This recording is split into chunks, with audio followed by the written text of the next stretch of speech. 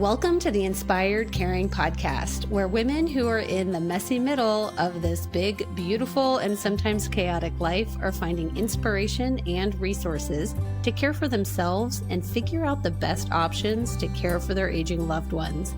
How we take care of ourselves today impacts how we are aging tomorrow. This podcast will help you feel seen, centered, and aligned. Everyone that relies on you is so lucky to have you in their life. The Inspired Caring podcast is your reminder that the number one person that counts on you is yourself. Congratulations on being here in this moment. Let's dive in and be inspired.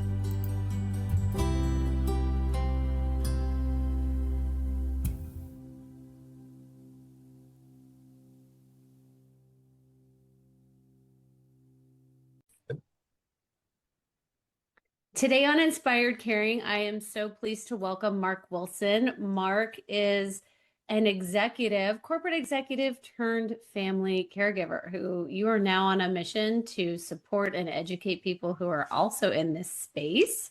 Welcome, Mark. Thank you, Michelle. I'm so happy to be on your show. I'm very excited. Thank you. I am looking forward to this conversation. I think that the more people that we can hear from who have been family caregivers and the more stories that we can tell and share, the more we find our community, because oftentimes we are very siloed when we're on this journey. So share a little bit about your background and who you cared for. How did that come to fruition? Yeah, happy to.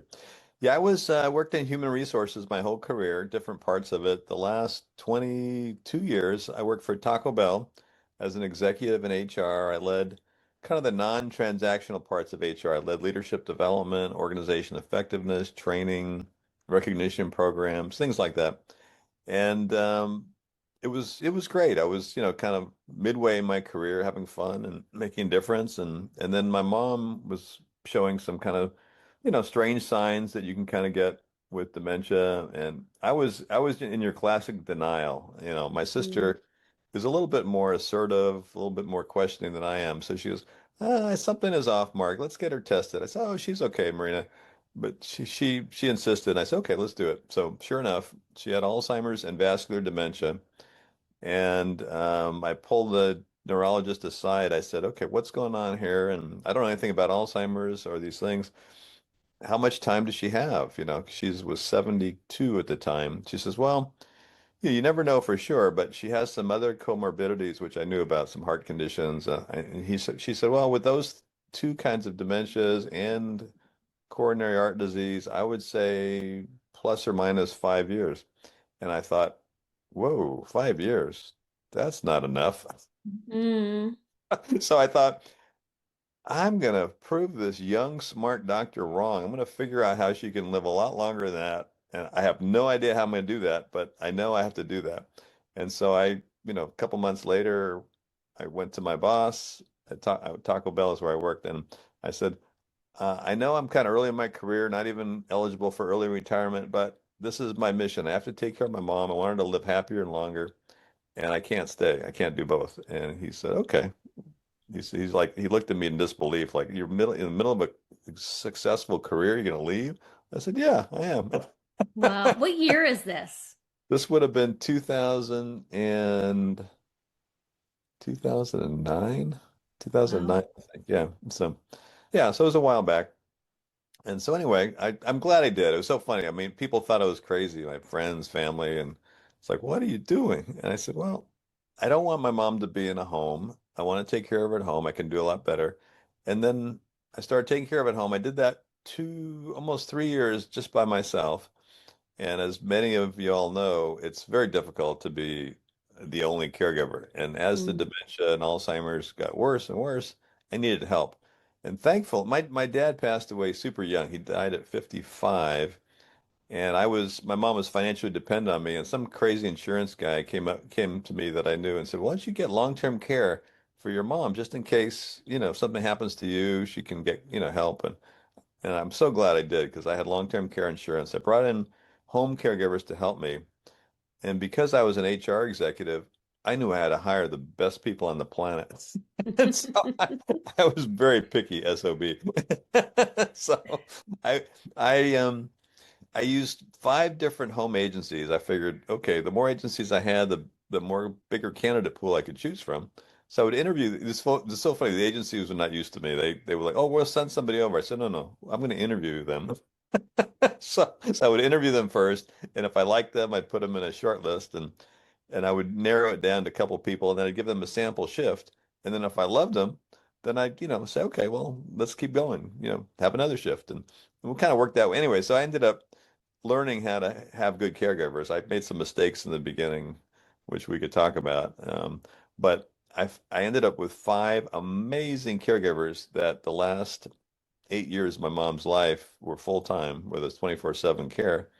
And they were remarkable. And they loved the fact that my mission, which I told them was, we need to help my mom live longer and happier. And they loved the mission. And we had lots of strategies to do that, which are kind of, some, I figured, okay, there's no cure for the disease, and you all know that. And so why not try like boatloads of little things that has some evidence or some information that might help. And I thought, okay, if I did something for my mom and she could do it and didn't, have bad side effects, why not? Like throw the kitchen sink at it. So Hmm. I did everything. I changed her diet. I changed her, I had supplements. I had a physical therapy come every week for years and years for keep her mobile. I had an art program put together for her. I had Oh my cognitive gosh. tests and puzzles and things to keep her kind of, and we got along, we were so close our whole lives. So she trusted any crazy idea I had. She never questioned it. She just would do it. And so, and it worked. She ended up living 15 years instead of 5 years. Wow. And she might have even lived longer, except that's another whole story. She had a little procedure she had to do later in her journey, and the stupid surgeon did the wrong procedure on the wrong body part and ended up infected, and she died of Um, basically a medical mistake. So that's like another whole story. So, oh my gosh. so yeah. Well, I love the motto and the mission that you had for, I mean, you put together a care team. I absolutely would love to hear, if you're open to talking about it, Yeah. the mistakes you felt like you were making, which I encourage people to be gentle with themselves and referring to things as mistakes because we're just operating at the speed of information. Mhm. And I'm also curious about the questions that you had for caregivers that were going to be coming into the home. Like anything specific that you thought that would be a deal breaker. Yeah, no, it's a great question. Well, number one I knew was safety, because my thought is, if your loved one's not safe, they're not going to live longer, happier, because, they're going to be injured or sick or whatever. So safety was number one when I interviewed caregivers. I wanted to see how they thought about safety. And when I gave them a sample shift, a trial shift, I would watch how they held my mom could walk pretty well.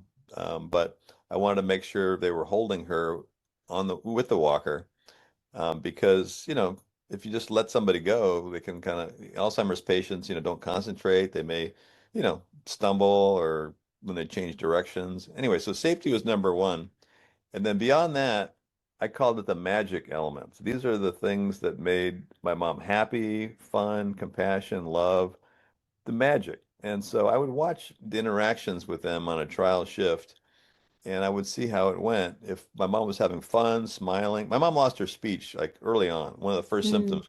So she couldn't talk, but I could tell whether she loved that person or not, and how much fun they were having, and how creative the caregiver was in keeping my mom having fun. And you could just see that they would place, the good ones would have, silly games, and my mom was a kindergarten teacher for, I don't know, a long, long time. So she Mm. loved kid things. She loved stuffed animals, and these caregivers kind of figured out what she liked and would have fun with her. So that was important.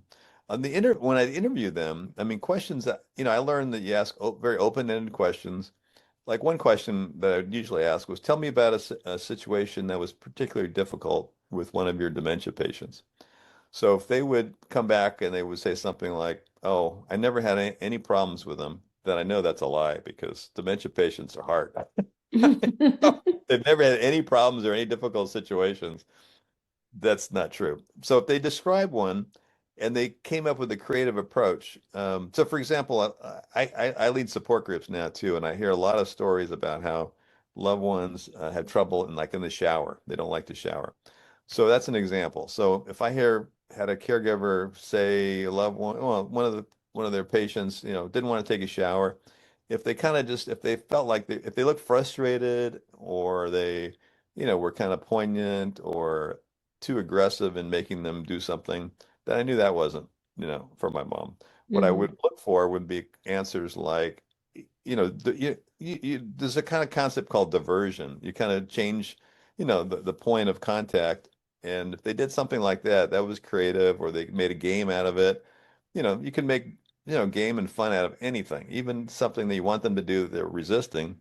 You make a game out of it. I mean, parents with kids know that. I mean, they got the animal, the Yeah. airplane going in the hangar and whatever they come up with.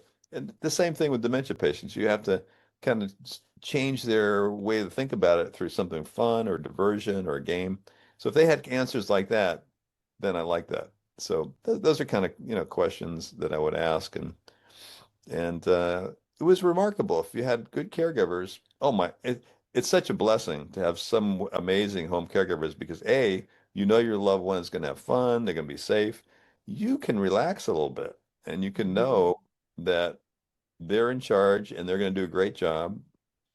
And it was fun. It was really fun. And it's so funny because I hear a lot of stories from my support groups where the caregivers do things like, clean up and laundry and all that. My philosophy was totally different. I want one of our caregivers, because they were so talented, to be 100% focused on my mom. So my sister and I did all the support stuff. We made the meals, we did the cleaning, the yard work. We had these caregivers totally learn about my mom, be totally focused on her, and it worked beautifully because I was the one that kind of, set up all the pills and the medicines and the meals and all that stuff. And they were able to spend 100%. And because of that, my mom was super safe. She never choked on anything. She never fell. I mean, she was having fun. And, so anyway, it's kind of a different way to think about I kind of think the that's brilliant. thing. Yeah, I appreciate that approach because you're right. One of the things that we're constantly saying to family caregivers is you have just layered on so much responsibility. And so the goal with the the care partner coming in is to alleviate some of your burden. But if you have someone who's really connecting with your mom and engaging with them in a meaningful way, it kind of opens some bandwidth to do some of those other activities that are Absolutely. pretty Yeah, straightforward. yeah. And I think it's like anything. The more the caregiver learns about your loved one, the more your loved one learns about the caregiver and they connect and have time together. That's going to be a plus, especially if they have a lot of talent, the caregiver. And so that was my thought. It's like, okay, I don't want there to be a lapse. I want my mom to be entertained and have fun as long as she's awake. Yeah. So, and so that was their job to kind of keep her safe and keep her entertained and having fun and being shown love. And so I had that philosophy for not just the caregivers, but I called it the extended care team. Extended care team are therapists that come to the house or in a facility, doctors, all that. And so my leadership background, my corporate leadership background kind of taught me that, okay, you can be a leader even for people that are hard to lead. And there's nobody harder to lead than a doctor. They do not like to be led. All due respect to doctors listening out there, Oh, but that's they're used to funny. kind of doing their own thing, and they kind of think you work for them more than they work for you. But my mindset was no, they work for. I called it Team Mom. Mm, So, that's and great. and so I was nice and professional, but I would hold them accountable. I would, come in with a list of questions that I wanted them to ask and hand the list to them, and then if they didn't feel like they were too important to answer my questions, then I would find a new doctor for my mom. I mean, Wow. I mean, that's smart. Um, because this is constantly evolving, it's constantly changing. And so it keeps families on their toes with having a lot of questions to ask. I'm sure. curious how you knew it was time to bring help into the home, because I think that's something that families really resist. They don't want Oh, people in their home, they're not sure what to do, or they feel like I should be able to do all of these things. no, that's a great question. And I see that in my support groups a lot. I mean, well, the thing that was for me personally was I was just exhausted. I mean, with dementia patients, they have trouble sleeping, they have the sundowners, they're up at night. And so I was not getting enough sleep and I was getting more tired and I was just not being effective. I kind of thought I need to spend time on the research part to coming up with more creative ideas to help my mom live longer and happier and sort of lead the overall part, process. So that's when it hit me. I wasn't doing all these things I wanted to do that I needed help. Hmm. And so I wasn't being a good caregiver. I wasn't being a good leader of the overall process. So then it hit me. I go, okay, if I can find good enough caregivers, let's try it. And my mom was very open to it. I was kind of surprised because I hear a lot of people whose loved one resist caregivers. And so I think it's all about the caregivers you pick. If you pick amazing people that have these connection with your loved one, they're going to like it. Yeah. And so yeah, no, that was it. And I, caregivers, if to be, I can, we'll talk in a little bit later. I have a book that just came out, and a concept in the book is called care leader. You're a care leader to lead your loved one's care. You're not a caregiver. You are a caregiver, but it's more important that you're a care leader. So you lead the overall process of helping your loved one be happier and live longer. And that includes a lot. I mean, it includes, the financial parts of caregiving, it includes the medical parts, it includes, overall leading of their care. And that takes some concentration to be a care leader. And if you're 180% of total energy on caregiving, then these other things kind of are not paid attention to, like the medical parts of that's important and their happiness and everything else. So My that friend calls herself the chaos coordinator. I like that. That's good. She said, because she's doing all the juggling of all the Yeah. Oh things. yeah. And I don't know yeah. how people, I mean, there are people that do it for years and years and years, and I have so much respect for those folks, but it was too hard for me, to be honest with you. Well, I have respect and concern, and I think it can be very rewarding and fulfilling to be able Yes. to provide that for Yeah. someone. And it just requires a lot of self-awareness Yes. about is this working for me or not? Yeah. So, Yeah. what are some of the mistakes you felt like you had made along the way? And I Well, guess in addition to the mistake, Mark, I'd love to hear what would you have done differently? yeah. Well, I made some the big mistake I'll get to about the malpractice, but the early on when I was trying to figure out caregivers, I hired some caregivers that were not very good. And so in my book I talk about four three thing or three, four things where you should immediately fire a caregiver. I mean, like, Mm. and one of them was I had a caregiver that fell asleep in an overnight shift, and my mom almost fell. It was the first time she was kind of banging against the furniture, getting out of bed, and I ran in there, and she almost fell, and this caregiver was, snoring on the floor, and so it's like, bye-bye, yeah, go home, go home. Another one I found out was um, what do you call it? Snorting? I don't know what it is. It's huffing, huffing. That's it. And drugs, basically. And she had a good first shift, which I liked her a lot. But the second shift, she was like out of it. And she was honest. She says, "Oh, just before I came here, I started huffing." And she was useless. I said, "Bye bye, go home." Oh my gosh. So anyway, so I made some mistakes, and learned about that part. But the big mistake with my mom, and this is interesting, she was in the hospital. She had a mild case of pneumonia, and she was getting better. And she was there for a couple of weeks altogether, about 2 weeks. And the doctor, well, not even 2 weeks, maybe a week and a half. And the doctor said, she's getting better, but I feel better. She's not eating. And I think it's a combination of the pneumonia, being in a strange hospital, and the Alzheimer's all together. She wasn't eating. And she said, well, she needs to be stronger and eating. Let's figure out what to do. I said, what do you suggest? He says, well, I think we should give her a feeding tube. And it can only, you could do it for a couple weeks and then we could take it out on an outpatient basis. It's very safe and this and that. And I said, okay, if you think that's good. And it's very easy to administer at home. Your caregivers and you can, use the feeding tube to feed your mom, and you can put the supplements that you like to give her in the feeding tube and all that.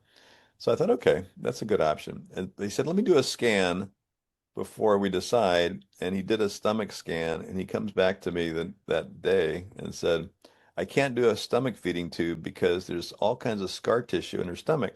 And then my sister reminded me, I didn't know, I forgot this, but when she was only about in her late 20s or 30s, she had a major gallbladder surgery. And in those days, these are years ago, they didn't have laparoscopic. They would like hack you up for surgery. And so Mm, there's all kinds of scar tissue. And I said, well, what would happen if we did this feeding tube there? He said, well, the scar tissue would cause a major infection and the feeding tube wouldn't stay in there. It would push the feeding tube out. I said, okay, what do you have in mind then? He said, let's do a J tube, which is in the abdomen, much lower. It avoids all that scar tissue. Works the same way, easy to put in, easy to use. Same, exact same idea. I said, okay, well, that sounds reasonable. So he did that. And then sure enough, she comes out of the room. And what did he do? He did the stomach feeding tube, which is exactly the solution he said would lead to infection and scar and popping out. And that's exactly what happened. Within 2 days, she had the most horrific infection. And the feeding tube popped out just like he predicted. And she died due to the infection. And then she got sepsis after that, which you can get from too many antibiotics. And anyway, it was a mess. And so the mistake for me was not listening to my gut. My gut was telling me my mom is strong. If I bring her home, she's going to be happier. Her caregivers are amazing. They're going to figure out how to get her to eat, by their creativity. And I should have listened to my instinct instead of this crazy doctor. And and I didn't. And so that was the biggest mistake maybe in my life, to be honest with you, Michelle. mm. It's up there in the top, one or two, I think. But yeah, so I should have listened to my gut. I should have believed that my caregivers were so talented, they would have figured out how to get her to eat with their creativity and their fun. And so, but I listened to the doctor I don't know, maybe on a whim. I'm not sure why. But that was a mistake, talking about mistakes. So, Well, and in the moment, we are asked to make big decisions that have big consequences. Frequently, really, for someone who is no longer able to speak or advocate for themselves. And did your mom have a living will? Like, was there paperwork initially in order for her to give guidance or direction to you, or what yeah. was the? Yeah. No, I had all that set up actually pretty early before she was really diagnosed again, because my dad died young, and I knew my mom would be dependent on me. So I set up all that even before she got Alzheimer's. And so yeah, so I was able to provide direction on our care and financial stuff, everything. So yeah, Yeah, it made it a lot easier because I hear stories in my support groups where it's a nightmare. My husband's got, control over everything. And now he's got dementia and I can't get access to this or that. It's like, yeah, so you're on the right track with helping people with that. yeah. And I mean, the documents are meant to be, especially the living will, Right. the healthcare directives, those are meant to be guideposts for people, but you Right. still find yourself in these situations Sure. where you're Yeah. having to make a decision. My mother-in-law was living with frontotemporal dementia, and it was, I don't know, 10 years in Mhm. to her diagnosis. My timeline's a little off here, but she lived with between first symptoms to time she passed away, it was 12 years. And Right. she was in lovely memory care the last 3 years of her life. But during COVID, she ended up getting COVID. And so we ended up at the hospital, Sure. and they said essentially uh, she's no longer producing red blood cells. Hmm. And so we had to make a decision on the fly, like, does she get a blood transfusion or not? And the healthcare directives, I don't know, just like in that moment, my father-in-law, you're just doing the best you can to make those decisions. And she at that time was also nonverbal and didn't no longer really know who any of us were. And anyway, So they did go ahead and do the transfusion, and she did live another year. Hmm. And just looking at her quality of life, it's just so hard to know. It's so hard to know. Like, what would someone's quality of life be with or without? I mean, we knew she was going to die Yeah. without the transfusion. Right. But this is that really gray area, Mark, I think, where families struggle so much of Yes. how much extraordinary measures are we supposed to do? And No, that's um, that's a really important question. I'm with you. My bias was, do everything you can. I don't know if that's the right way to do it, but that was my thought. So, but that led to the big mistake. So, how are you finding reconciliation with that? Because I think you're not alone, you yeah. know. How are you massaging that in your head or Yeah, no, that's a great question. Well, early on, after my mom passed, and I kind of calmed down a little bit about it, I got mad, and on the coaxing of some of my friends, they said, "Guys, why don't you sue these SOBs?" Mm, So I looked into it, which is got me. It's interesting. Some of you may or may not know this, but I called the three leading malpractice law firms in the state, and they all said the same thing. I said, well, you know, you've got a really good case. You would win this case, but because the hospital and the doctor and the insurance company, they're going to send an army of experts to fight this. But we would win, but it would cost a lot to find all the experts to fight these guys. And because of your mom's age, she was 88 at the time, and mhm, because she had advanced Alzheimer's, the jury awards are based on pain and suffering, and so they were all said the same thing. So I knew it was true. They said, well, the incremental pain and suffering over the fact that she's 88 with advanced Alzheimer's is not going to be enough to pay for all these experts and our time and your energy. And so I they all said the same thing. I said, we can't take the case because of that. And then I stepped back and I thought, oh my God. Anybody who's in their, late 80s are going to have some comorbidity, whether it's Alzheimer's or coronary disease or cancer or something. And so does that mean that, old people cannot be protected, from malpractice? That's just so wrong. So mm, so that was kind of step one in trying to get a little bit of solace about this. Step two was I started working in addition to all my Alzheimer's advocacy stuff. I started working for Consumer Watchdog, which is I think it's a national organization that does all kinds of consumer related things, insurance. Anyway, they have a patient's rights arm. So I got involved with, trying to change laws in California that relate to this. And it is so hard. And I worked on a number of different projects with them as a volunteer. We would talk to folks and legislators and this and that. And oh my God, I learned so much about how stacked the deck is against consumers. mm, My God. The medical, I call it the medical industrial complex, insurance companies, hospitals, doctors, CMA, AMA equivalent. They spend so much money on legislative campaigns that these legislators are bought off basically.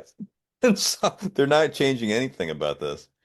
And it's interesting. In California, there was a statute that was passed, you'll love this, passed in 1971 that capped malpractice awards to $250,000. And it never changed. And $250,000 for a malpractice claim is nothing when you start paying all the attorneys and everything else. And so that's one thing that we were working on to try to change that. And in California, we have something called an initiative, which basically means voters get to vote on laws when they're up for an initiative. And there was an initiative to change that statute about that four different times over the last 30 years, 40 years. And each time it came up, the medical industrial complex outspent patients and consumer groups by 15 or 20 to 1. And so obviously they didn't pass because it was, outspent. So anyway, working with this group, we actually got a minor change to the law. And so that cap is going to be slowly increasing, not fast enough, but it's going to be slowly going up over time. It's still going to be behind the inflation rate and all that. But anyway, so I feel pretty good about that. So that was, to your point about how do you kind of get through this grief and this anger. And so I did that. And then it's just time helping this Alzheimer's advocacy. I do the support groups and Mm. going to Washington to advocate for money and then doing my, book. All those are little things that have helped me kind of get through, the anger at this doctor that messed up my mom's life. Yeah. Yeah. It's pouring yourself back into action in some Yes. way to help others. Yes. Yeah, that's Yeah. exactly the way to phrase it. When I was helping others and feeling like I was making a difference, it made me feel a little bit better. So Tell us about your book. Is it out yet or is it coming out? it's out. It's out. Yeah, it's launched in middle of March, so it's been out only about 6, 8 weeks. This is it. Oh, And you see, congratulations. Breakthrough Alzheimer's Care, a guide to finding courage, longevity, and joy on the journey. yeah, so I'm excited. Yeah. It's so funny how it came about. I had no intention of writing a book, but after my mom passed, I was connected with the UC Irvine's Alzheimer's Center, and the director said, Mark, I knew the director there, and he said, you've got some really good ideas about how you take care of your mom. We have a podcast series called Spotlight on Care. This is back in 2022, I think. And I said, okay, yeah, I'll go on and talk about some of these things. So I went on there and people came out of the woodwork. They texted me, they emailed me, they found me. They said, you've got some really good ideas. Why don't you write a book about it? I thought, write a book? I don't know how to write a book. Never written a book before. But this was during COVID, so I had some free time. And so I just took notes one day and next day some more notes. And 6 months later, I had a draft of a book. Oh my gosh. Yeah, so I was excited, and then eventually after lots of book proposals, I found a publisher, and it came out recently. So it's fun. It's kind of a combination. It's probably about 80% of a manual, how-to manual, and about 20% of my personal story with my mom and a memoir, if you will. But the how-to part is a combination of two things. Basically, it's taking my leadership expertise as a corporate leadership guy for, my whole career and applying that to leading your direct care team and leading your extended care team and then leading yourself. It's kind of like, Mm, how do you lead yourself around this? How do you stay high? Is a concept I learned called the mood elevator. How do you stay high on the mood elevator and the accountability ladder so that you can be the best leader you can be? And there's a lot of sort of self-assessment tools in there about that. And I include a lot of leadership tools like this interview protocol about how do you interview caregivers that's in the book. There's also a coaching framework because you don't have to be an expert to coach experts. And I led people in my team that knew a lot more about certain things than I did, but I was still able to coach them. And it's through a questioning process. And this coaching model is in the book too. How do you ask good questions so that the person you're coaching can come up with the solution themselves because they know more about the content than you do. But you have to right. prompt them to identify the area they can improve. And everybody, I mean, even if I have super talented caregivers, but once in a while I would see something that wasn't perfect and I would go through a coaching questions to help them get even better. And then I've got lots of things about, from my experience with this medical junk. How do you hold doctors accountable? What questions to ask them for dementia patients? Um, when to, what to look for a good doctor, when to fire your doctor. Mm. There's a lot of tools. There's a boatload of tools in my book, which I'm excited about. I've gotten some really good feedback from kind of both from experts and even from some doctors, believe it or not, that like the book.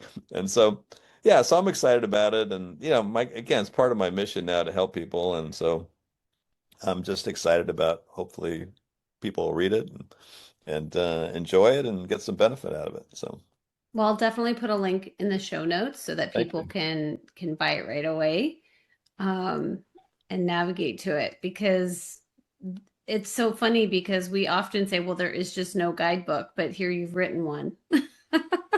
That's what people have told me. It says got some really good creative actions. Yeah. And you know, I don't know if you know about, getting a book published. I knew nothing about it, but there's a book proposal template you have to send to the publishers to get them to buy your book. And one of the things is a competitive analysis about how does your book compare to other books. And so I read a lot of caregiving books to do this proposal. And there's lots of great caregiving books out there, but there are no books really about this with a leadership lens. How do you bring leadership to caregiving? Mm. And how do you have the mindset of a leader? How do you break through the barriers to leadership in your head and then how you think about things and then the tools? So I think that's pretty unique and special in my book, which I hope people kind of will get. So So your mom was a kindergarten teacher for many yeah. years. Oh yeah, for her whole career, yeah.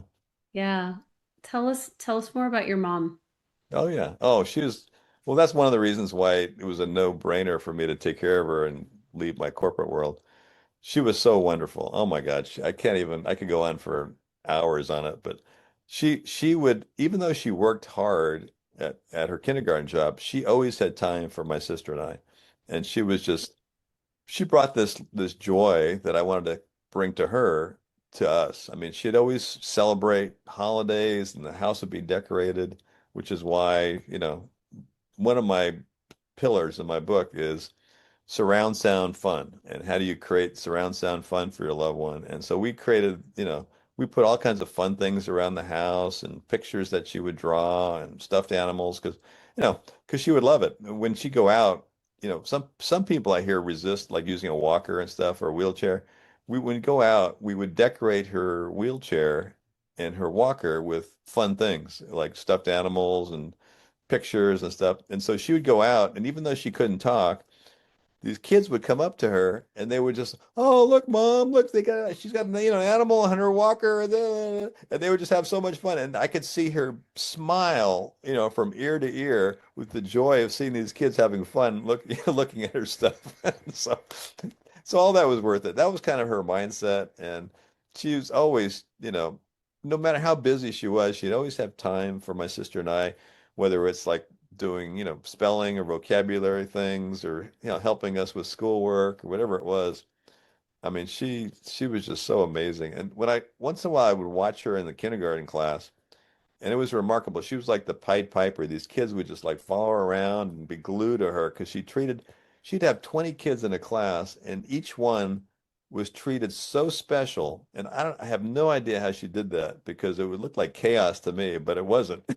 Talking about chaos before you said, Michelle. Yeah. It's like managed chaos, but every kid just loved being in her classroom and they got a lot of attention. And then it was funny, early in my mom's disease, we would go out and we would often meet parents of kids that she had in her classroom. And they would come up to my sister and I, and they would see that she had some signs of dementia or Alzheimer's, and they would look at us and say, "Your mom was the most amazing teacher, Johnny or Jane ever had," and they are now, like super successful Supreme Court judge. I don't know what they were, and they would say, "Yeah, it was because of your mom. They got such a foundation of learning through your mom," and I would beam from ear to ear. I go, "Oh my God, that's so cool." Yeah. So yeah, she was very special. Thank you for asking. I I love that. And clearly, the apple doesn't fall far from the tree. You've got a lot of joy as well, and Thank it's you, just, Michelle. yeah, such good energy and so Thanks. dedicated to taking care of her. Was it hard for your sister and you to divide responsibilities? Did your sister live close or? Yeah, we live close. In fact, my sister lived with my mom, and then I lived, just a couple miles away, and moved in when she was diagnosed to the house. But yeah, it was difficult, interesting. My sister is a lot more, I don't know, emotionally fragile, empathetic, HSP, highly sensitive person than I am. Mhm. And so she couldn't handle the real direct care parts of caregiving because it was, just to see my mom, fail in the emotional part. So she was I did all the direct kind of managing the caregivers with my leadership, experience and then making decisions about care and stuff like that.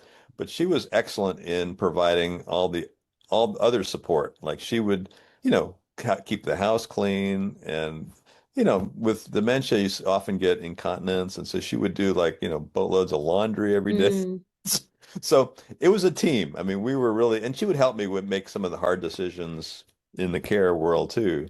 But yeah, so she was in my book, I say she was like, the sixth man of the year in basketball. Like, the team wouldn't work without her. She was like the coach to the coach.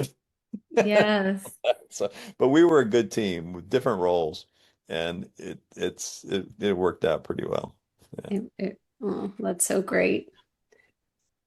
Well, is there anything that we haven't specifically covered that you wanted to make sure we touched on? I would also, before we wrap, definitely love to hear just what your hopes and dreams are for caregivers who are taking care of their loved one. But before we hit that, is there anything else that we Well, have missed? yeah, I think if you don't mind, I can just one of the couple things in my book, real quick, that I think might help people. I talk about five care pillars in the book, and just go through them real quick. And if it kind of piques your interest, you can get the book. One is self-care and care leader energy. And so I Mhm. mentioned that briefly. How do you kind of stay energized? How do you stay high in the mood of the elevator? How do you feel accountable for overall care, the care system? And so that's kind of number one, self-care and self-energy as a care leader. Number two is safety. And there's lots of things in the book about how do you create a safe environment, whether it's in a facility that you look for, make sure the facility is safe, or doing it at home. And it's easy to do. I mean, you don't have to spend much money to keep your loved ones safe at home. Number three is this whole bigger piece, which, we don't have time to get into, but this basically, I call it lead the finest care team ever. And that's like all Mm. about selecting them, managing them, coaching them, both direct caregivers and your extended care team. Number four is healthy nutrition, medical, medicines and all that. So that was all the sort of, supplements I gave my mom, how I changed her nutrition program. I talk a lot about some of the pharmaceutical and medical things that are going on that help. That's all in breakthrough care pillar number four. And then the five is I call it surround sound environment, which is in the both keep everything kind of fun, loving, empathetic, compassion, people and environment. So everybody who touches your loved one should reflect that surround sound fun you're trying to create. And if you've got some caregivers that are, mean or Mm. critical, or even doctors that are, dismissive or, get rid of them. There's lots of people to choose from. And so you don't have to put up with anybody that's not a superstar for your loved one. And then the environment is, my mom was a kindergarten teacher, so her environment was all fun and kindergarten and kids, but your loved one might have a different preference. So whatever they like, try to create the physical environment to reflect that surround sound love that they have for whatever. If your loved one loves, I don't know, home decorating, let them decorate. If they love art, let them do art. Whatever it is that kind of creates a physical environment. So those five pillars I go really deep on in my book. And so that's important. So I think that's great. And for sure, we'll have the link in the show notes to the book so thanks. Yeah. people can go purchase it. Yeah. Thanks. Yeah. So yeah, the other thing, the last part of your question was what to, leave with caregivers. To me, I mean, this is why I wrote the book and why I kind of think about things this way is, and I see this in my support groups every time I meet with them. I call it's like hope, because there's no cure for Alzheimer's and dementia. It's easy to be overwhelmed and negative Hmm. because there's nothing I can do. I'm just like, that picture of the cat just kind of hanging on. I'm like Hmm. really hanging on. And and that, nothing I do is going to make a difference. There's no cure, they're going to go through the process, and that's true, but you can make a big difference. And that's what I learned in my journey is you can make a huge difference for your loved one and for yourself. If you keep your attitude positive, if you do, some of the many, many things that are out there that can help, your loved one's going to be happier. They're going to probably live longer. No guarantee, but they probably will be healthier and live longer. And when you see that joy in your loved one, in those moments, I call them moments of joy. If you see those, you're going to be happier. But if you're hopeless and you think there's nothing you can do and nothing you do makes a difference, your loved one's not going to be happy and you're not going to be happy because you're going to see that. And so I would just encourage, your listeners to stay positive, do the best you can to try lots of things for your loved ones, health and happiness. And you're going to see some of those things, most of those things may work. And then you're going to feel better about the journey. So, I mean, if you're going to commit to the journey, which I encourage you to do, because care, we talk about loved one. To me, love is about sacrifice. I mean, if love Mm, is easy and a piece of cake, it still could be love, but the real test of love is if you're willing to sacrifice. And if you're sacrificing, why not make the sacrificial journey as joyful as you can? It's kind of my thinking, right. right? I mean, if you're going to do it, do it right. Yeah.